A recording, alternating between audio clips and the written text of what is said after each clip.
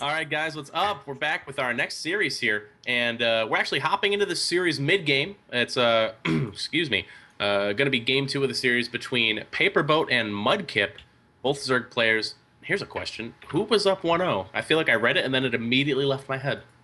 I'm gonna ask because I didn't see it. I was too busy looking at the cool stuff you can get at BlizzCon.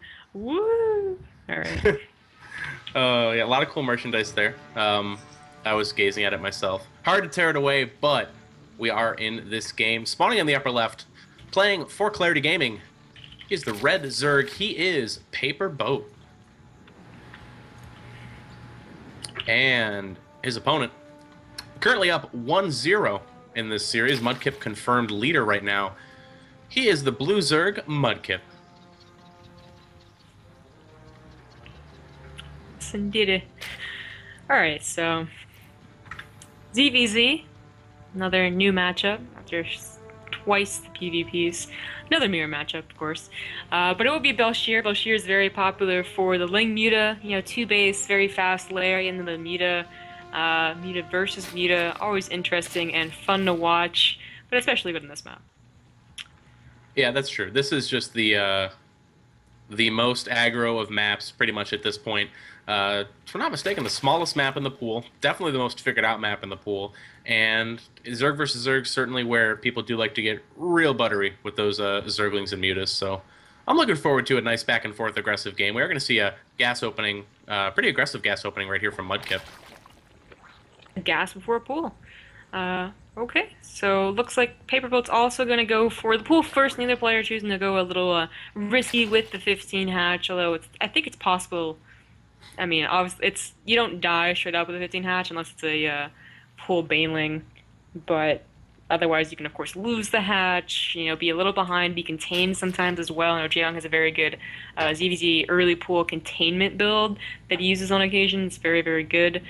I miss JVC. I feel like all I've been watching from him is, versus Terran versus Protoss.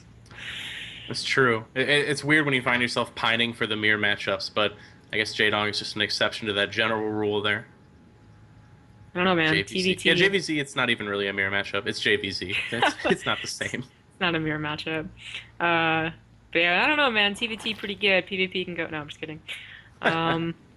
All matchups are really good at this point, honestly. They're no longer, 4-gate versus 4-gate or really badly controlled lings versus really badly controlled lings. They're high skill, high aggression, really, really cool to watch all around.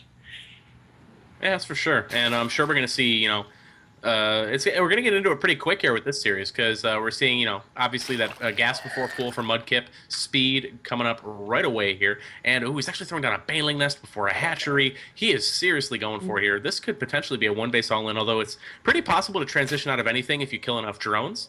But we'll see what if he's able to actually just seal the deal and win 2-0 with this attack. Right now we've got 8 lings on the map, and the Overlord for Paperboat has seen the lings come. So he's going to be aware, but, does he know how much damage his opponent's looking to do? He hasn't even scouted the natural. That's a really big deal here, is that he hasn't scouted the natural. He might assume by the amount of lings that he's seen that it might not be up, but he's not, 100% sure. Lings will start attacking the hatch. There's not a whole lot out here for Paperboat. Paperboat not even getting ling speed. No, that's MudKip's ling speed that's about to finish, so it's going to be slow lings and some banelings very, very soon, but not before MudKip's against speedlings and banelings, of course. This is going to be very, very tough for Paperboat to hold, and the spine crawler, it's on the high ground as well. He may be able to hold the game, but the hatch probably going to go down. Yeah, the hatch at this point, it just has to go down. It's just a kind of a law of numbers here. He's going to have to sacrifice that. 3 queens, though, are so good against any kind of baneling aggression. They can pick off the banelings from afar. They can absorb many, many baneling hits. And Paperboat getting a nice scout here sees the total amount of banelings, which is 8 at this point. A lot of Zerglings coming in, but with 3 queens, spine crawler, and banelings of Paperboat's own. I don't think he's going to be able to bust this ramp, but the hatchery, wow, nice hits. Yeah, so that's all the lings that are down. Those lings, if they survive, they'd be able to take down the hatch while this is going on. But now, oh my god, Paperboat, wow. You're not supposed to hold it like this. Or I guess MudKip, you're not supposed to not do this. Yeah, MudKip. Is he even going to get the hatchery now? I don't know. These queens, they're a little weak right now, but I mean, Paperboat has banelings of his own. He's been comfortable enough to start speed, which is about halfway done. and he's coming out of this, in a much better position than I thought he could be. The hatch still in danger, but I mean, look at all these Paperboat lings. I think it should be fine here. I think he has pretty much won the game, but the second follow-up can always be surprising slash very, very powerful, so we're going to have to wait for that to really call it. MudKip will... Oh, he actually will be expanding. I would have expected, just him powering forth with the links, trying another all-in, but no, going to try and play it in the economy game, but that's just not going to work. I mean, all the queens are still alive. At the very least, you'd think they wouldn't have larva injects as well as the second hatch, but no, they have everything going for them. Yeah, that is very, very true. And also for Paperboat, he's seen the hatch, the Overlord in position to recognize that his opponent's expanding, so he's comfortable, even making drones right now. He knows it's not going to be a follow-up all-in at this point. And, well, we are going to see some banelings made from, excuse me, MudKip, but they're defensive. They're heading back home because suddenly the ling advantage is in Paperboat's favor, and there could be a hatch cancel here. Believe there might be. There's definitely an overwhelming amount of lings for Paperboat. Where are MudKip's banelings? No defensive banelings. He took guys off of gas. He doesn't have to make one baneling. That is it, because he's, he had to try and get some economy somewhere. Oh, banelings from behind. I guess they morphed somewhere else. Are gonna save this hatch, maybe just barely. Yes, they are. That was so close, but that thing is gonna die if Paperboat makes like 4 banelings and right-clicks on that. That's probably gonna go down. Yeah, at this point, it's just a hatch waiting to be picked off here. MudKip forced to make, more links to try to protect it. He is going to bust out the drones right now. Drone count 33-20 in favor of Paperboat. This is his game to lose, that is for sure. How is he going to move on? He's getting the lair up, just as soon as he can. He's taking his 4 gases, so he's probably going to go ahead and just lay down his Spire because he knows he can get away with it. And it's what, he probably was planning to do on this map anyways, so why not just go ahead knowing that you're in a good position. And MudKip, the good news about when your opponent goes for a Spire, they can mix in a very big ling aggression, but if you're only trying to hold 2 base rather than the usual third you're also trying to get, it's still, very easy to defend, or not easy, but capable of defending. And Spore Callers usually deal very well against the Mutas. It's just that the Mutas in this situation are going to keep MudKip off of a third for so long, it's just going to be a long, drawn-out Paperboat game. Yeah, he should be able to pretty much seal his victory here. That was a nice scout from MudKip, though. Snuck in that Zergling into the main. Oh, loses a lot of links to a baneling there. But he saw the lair coming, and he's like, okay, I'm going to get a... Uh-oh. Got out again, so... he's never going to be able to finish that sentence.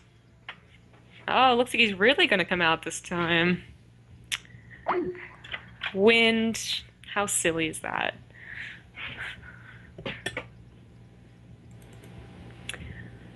Well, okay. Usually when it's past the 30-second mark, I just consider them gone forever anyways. I just wait.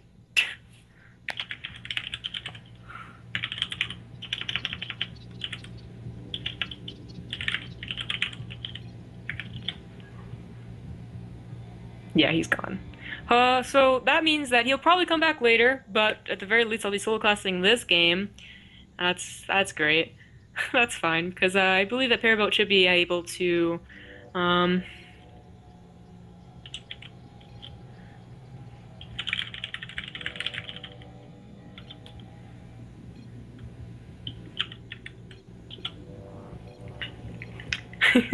Yeah, I mean, you don't really want to make them do the regame unless it's like very important, like all the casters dropped out and all the observers dropped out as well, because it just really messes up the flow, especially in ZDZ where flow is like 95% of the matchup. It's just so important to be in the mood or whatever. Okay, so well that happened. MudKip knows that he was behind, so I guess instead of trying, he'd figure, what the hell?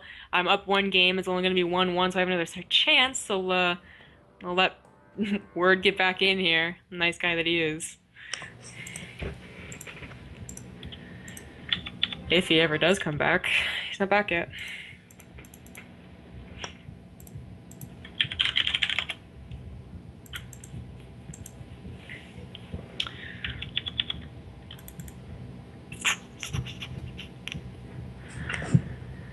Well, they'll be picking their game, and we'll hopefully be invited after I remind them, I guess, because I think Wyrd made the last lobby, maybe? I don't know.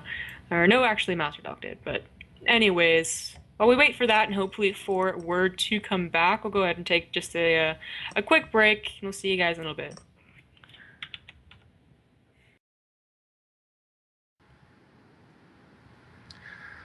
What's up, guys? We're back. I didn't see the ending of that last game because I got blown back to, I got blown to Oz, but now I'm back in Kansas, aka New York, and we're live. And since it's game 3, my excellent deduction skills have told me that Paperboat was the victor in game number 2. So, spawning here in the upper left, currently tied up 1-1.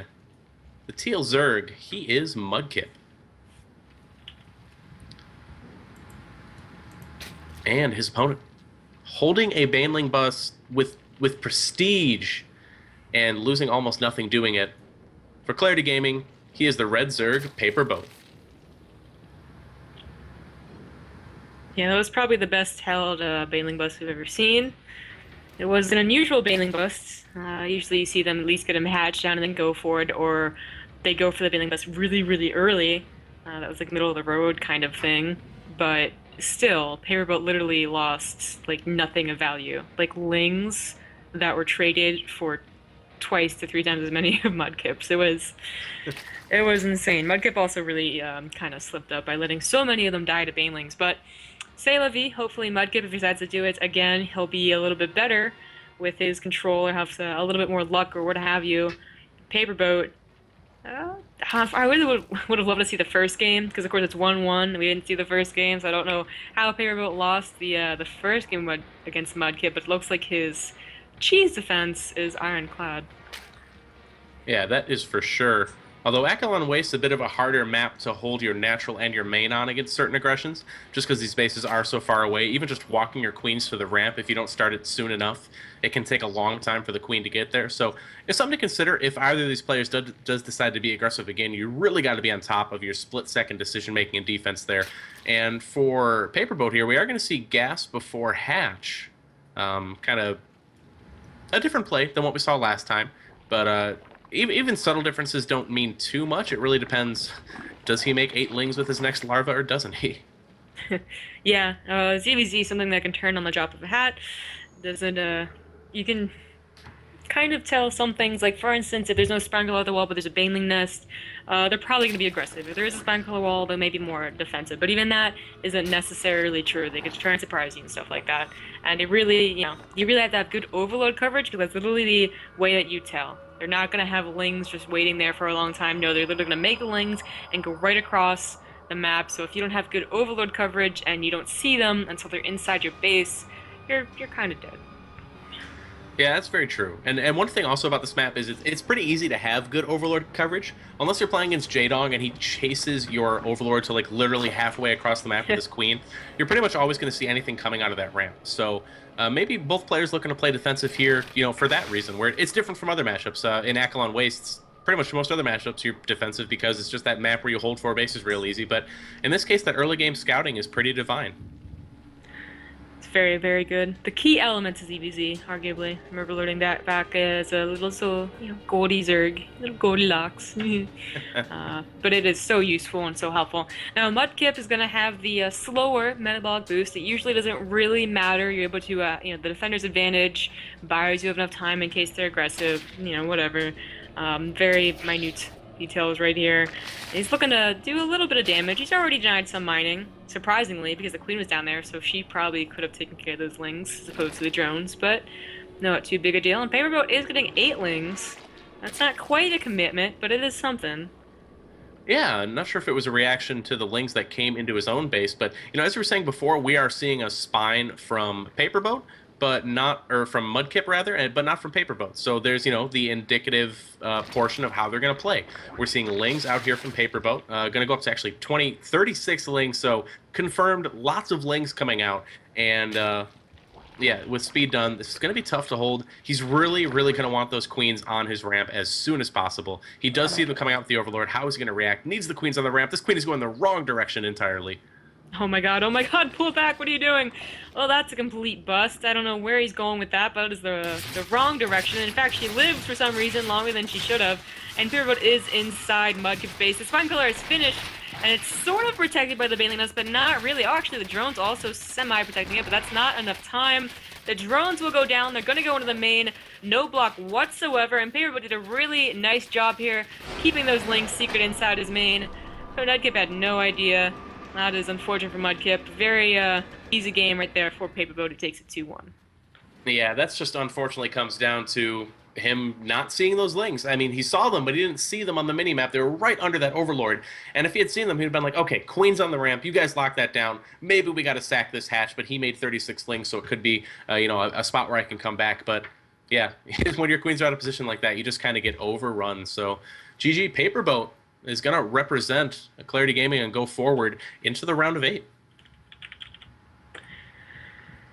Ooh.